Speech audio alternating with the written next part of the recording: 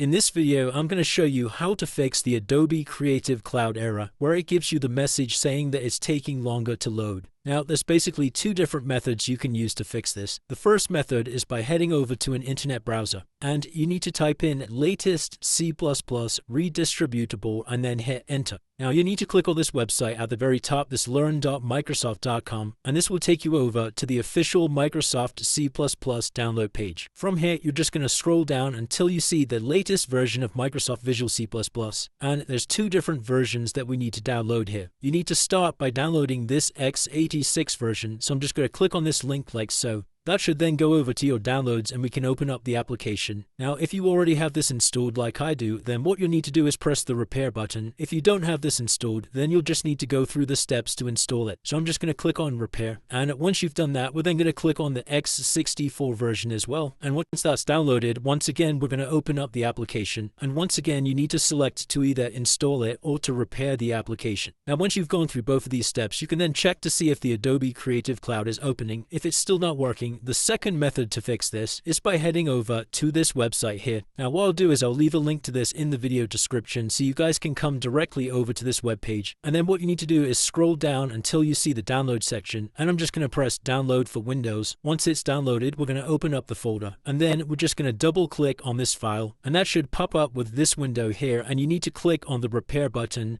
to repair the Adobe Creative Cloud app. Now, once that's finished, that should have solved any issues you were having with Adobe Creative Cloud. If you did find this video helpful, then let me know in the comments below, and I'll see you in the next